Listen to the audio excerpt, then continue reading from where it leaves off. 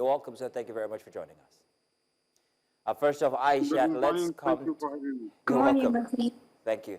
Aishat, let's come to you. Let's ask about gathering this report. I wanted to know what one of the most disturbing facts you might have found out was during the process. Thank you so much, Mazina. Thank you, Judith, for having me this morning. I'd say one of the most disturbing facts I've come to find out that actually informed this report would be the underreportedness of one chance operations, especially by victims, those who have been involved by this particular incident. A lot of people, a lot of women, I'd like to say, most of them who go through these experiences, they don't really want to come out to talk about it. And part of the reasons are they are still battling the psychological trauma that has come to follow this incident. And also another thing would be that there is a little bit of mistrust within the police system, because some of them did mention that they feel when they just come out to say to the police, it's as if these matters are not taken really seriously, so they would rather just stay at home. Some of them are still nursing the injuries they sustained from these attacks. That's those who got brutalized, or even some even end up being maimed. I mean, their families are there, and they'll just be like, okay, stay back. Let us try to help nurse your injury, help you bring you back to the right psychological state before you can even go out there to relate with people. So these are the issues. Most people wouldn't want to speak with you. So it was really particular for me to take on this report, because I had two victims who were willing to come forth. I mean, brave enough. That's after months this incident happened, and then they spoke to me and talked about their own experiences, the psychological trauma they've had to deal with, and the social anxiety that they are having. I also have to ask about, the other side of this story, and that's the side of the security. Were you able to speak to any authority, security agencies or authority? Because there are always allegations of complicity on their part. Right, of course, I did. That's also another thing that stood out for me, because I remember when I spoke with the victims, so most of them, but some of them, both of them were alluding that, okay, the first one said that she didn't want to talk about it, while the other one said she proceeded the next day, because after she was dropped off at night, she proceeded the next day to go file a complaint, because she realized some transactions have happened in her mobile device, and this is a crime that has just been committed, so she felt the need to go approach the police and speak about it. But when she got to the police station that was close to her area, she realized that they were not taking the matter seriously. They were even asking her to pay money to get the first scrap sheet to document her story, or even to get a pen. And they just kept on telling her that she needed to put in money to pursue the case. And she was like, she's just been robbed. Her account has just been emptied. How is she going to pay money to do this? But she realized there was this back and forth with the whole procedure, and she left it alone. So these allegations, I tried hearing from the FCT Police Command, the PPRO, the Police Public Relations Officer, Josephine Ade, and she mentioned that these allegations are false. They are not true, and no police officer would extort from a one-chance victim. And then she also said that at the stop and search, because one of the victims also said that at the stop and search checkpoints, they weren't checking properly. That was why the criminals were able to move on without being detected. At some point, she even said she was hearing as the criminals went out to sort allegations to sort the police, and then, the police just said, carry on. They didn't bother checking. But then the FCT Police Command, PPRO, also said this allegation is false. She said that the men at the stop and search checkpoints are very diligent with the discharge of their duties, and nothing like this ever happened. And if at all it happened, she's saying she's encouraging victims to come out and, speak to the police complaints response unit, where she's heading. That's very disturbing, that part there about the checkpoint. Didn't think that would be a challenge. But thank you very much, Aishat, for that report and also your contribution there. But let's turn to Dr. Getso. Dr. Getso, you're a security expert. Now, this is a modus operandi that we all know all too well, especially here in Lagos. It's something that we've experienced since the 80s, the 90s, through the early noughties, and even up until now. Here in Abuja, it's become a very rampant thing that happens almost every week, every weekend, and people still fall for it. So I'm wondering exactly why is it that this method seems to continue to thrive in places, especially Abuja? Well, it is very clear that there are 7 outline reasons and factors and facts that remain unarguable.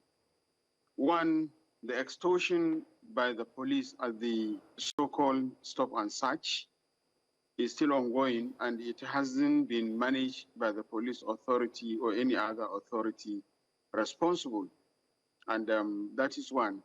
Secondly, I'm not blaming the PPRO in trying to protect her own office or in trying to protect her own profession by saying that those allegations are just mere lies. But absolutely, I want the PPRO of the FCT to go back and dress in mufti and move around with her vehicle and find a way of working in disguise so that she can understand really that there is nothing called stop and search in the FCT.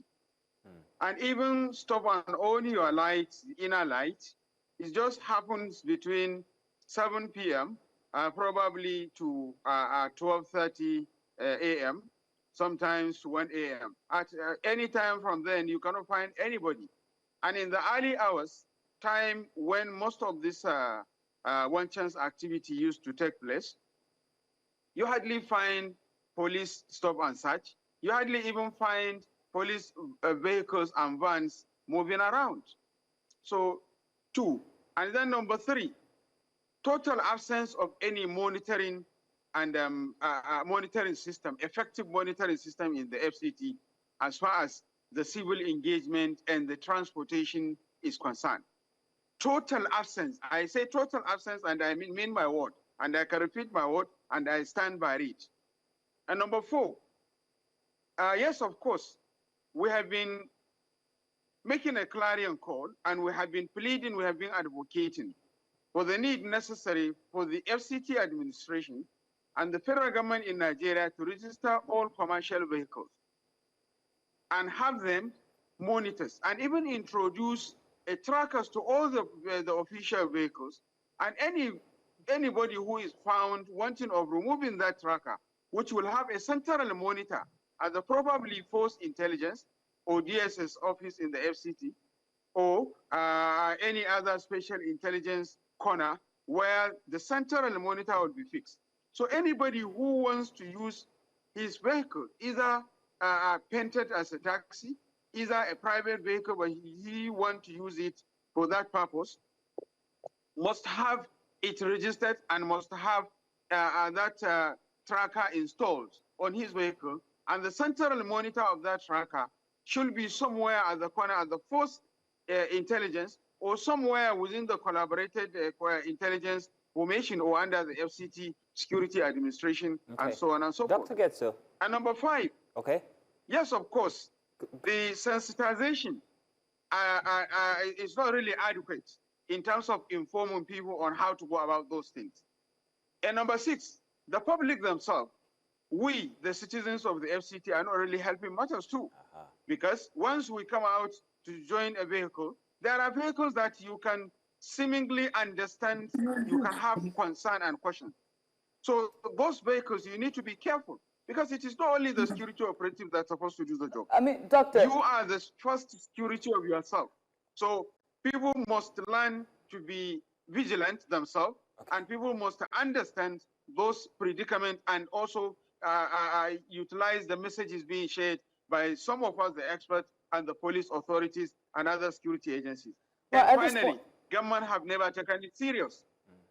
The issue of one chance is something that can be managed, is something that can be tracked, is something that can be dealt with, and we should have a social security registration in the FCT if we cannot have it everywhere.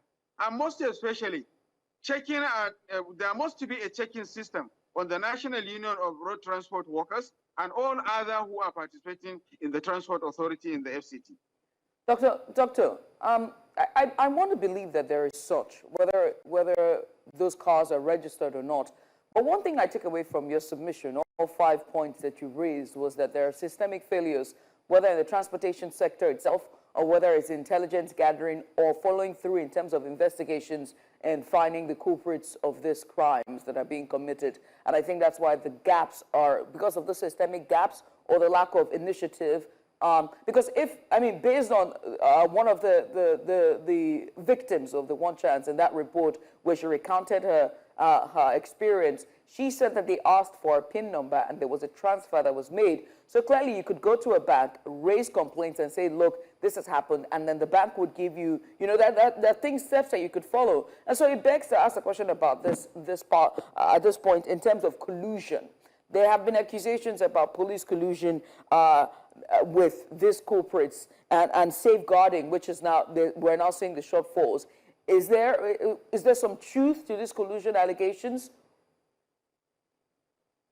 Well, I think it is very clear, because we cannot deny the fact that within the police authority and all the security agencies, there are unscrupulous elements. And efforts need to be made by the police authority and all other relevant authority to intensify intelligence, intensify monitoring, to ensure that some of those culprits are fished out and dealt with accordingly, and allow them to face the wrath of the law, and at the same time, deal with them to serve as a deterrence for others. The issue of colluding, the issue of connivance, the issue of collaboration and collaboration between the police force, members of the police force, as well as the other security agencies, is known to everybody. It's not something that we can deny. But we cannot say that all the police are unscrupulous. But there are unscrupulous elements because of the issues around recruitment, because of many other issues of corruption, extortion, and other things, because of issues even of lack of ability to provide social welfare for them, and even the issues of promotion, recruitment, and other things. So definitely, there is this, those who pass these allegations must have an evidence, must have facts. There are people are not just talking. It is not only in regards to One Chance that people are alleging that police are conniving, some of the police are conniving, some of the police are colluding in many issues. We have so many evidences. I think the PPRO need to go back and seek redress. I commend you for making an effort in order to kind of protect your profession, and order also to promote the police, the Nigerian Police Authority. But you have, the fact remains there and remains valid, that there are a lot of unscrupulous elements among you. Thank you, Dr. Getso. And you know, we know, and you know that the public know. All right, then. Thank you, Dr. Getso. Let me come back to Aisha. Aisha, you gathered the experience of multiple people there, and I'm wondering whether there's a common thread that runs through the experience. Is there a common thread when it comes to the modus operandi of these individuals who perpetrate this act? Is there something people can look out for just to serve as a sign, perhaps, for their security next time that they might be in this kind of a situation? What did you discover?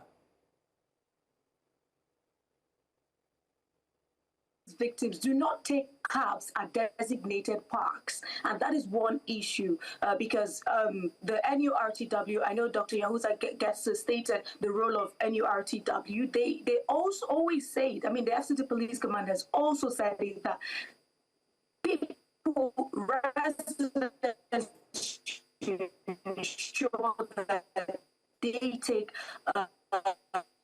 vehicles at designated parks. I mean, ensure that where you're taking your vehicle is a bus stop that is known, where these officials and all that. But then we can't take away the fact that, like, okay, let us just take vehicles at this particular junction where we're seeing other people taking these vehicles, and these particular vehicles are going our way.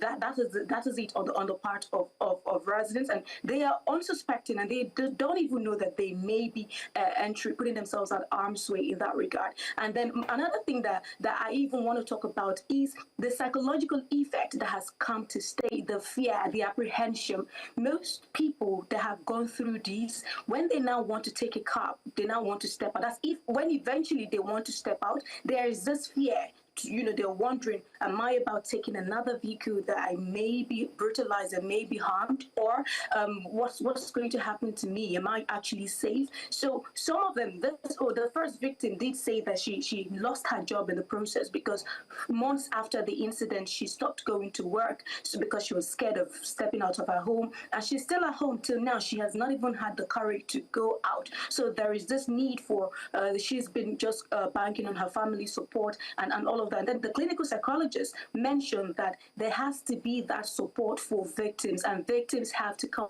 out to speak up. They need to come out to speak up, because if you don't speak up, you account for the unavailable statistics of underreported cases. And perhaps, I guess that is why the police authorities are now saying that the incidence of one-chance operations has reduced in the FCT. Dr. Getso, what responsibilities do financial institutions owe to their customers who might have gone through such an experience? Because we all know that the target of these thieves is actually always the apps inside of people's phones. And as we heard from the report there, one of them told that she was asked for a PIN immediately, and she knew what that meant. So what recourse could they have as victims, and what responsibility do the banks owe these victims? Well, there are 4 responsibilities. One, to fast track and ensure that, yes, it happens. 2, to kind of reinvigorate another strategy for which they can protect their customers against those hurdles, against such audits. And then number 3, to ensure that whosoever is found wanting or had a commitment in finding himself, the bank should be able to assist the intelligence and the security during the course of investigation, to ensure that, because you cannot remove money and put it in your pocket. It must be moved from one place to the other before you have access to it. And bank can easily be able to have a system, a monitoring system that can be able to fast track who are really the connivers or who are really the one chance guys, because they must move money from one bank to another before they are able to take it into their pocket or into their bank accounts. And then number 4, to also find a way of introducing an insurance, whereby probably will help those who found themselves, who may find themselves as victims of this one chance and any other financial fraud, so that they can be able to be supported by the bank through that insurance. I could remember just about 3 days ago, a friend of mine was frauded over 16 million naira using the same procedure. Not really one chance. They met him in his house. It was a kind of daylight kind of robbery, which I'm sensitizing and advocating for people to be careful. Just people knock at his door, just within FCT here, and he asked, who is that? He had the voice of someone he knew. He opened the door, immediately they came in. They used gun to ask him to go in. And on getting in, all they asked is, where are your phone? They sat at their comfort zone and continued to transfer his money up to 16 million naira. Of course, we are working on it, and I know authorities are working on it, but there are these chances. People need to warn their wives and children and even themselves, and be cautioned by themselves also for allowing anybody who knock at your door, you just open it. To be very, very careful. Well, I mean, I must say thank you both for just taking out the time to join us. Aishat, many thanks for bringing us this report and bringing this to the fore. We appreciate all of your hard work. Aishat Salihu, our correspondent live from Abuja, and also to you, Dr. Yahuza Getso, security intelligence expert, who joined us as well on the program. Once again, many thanks.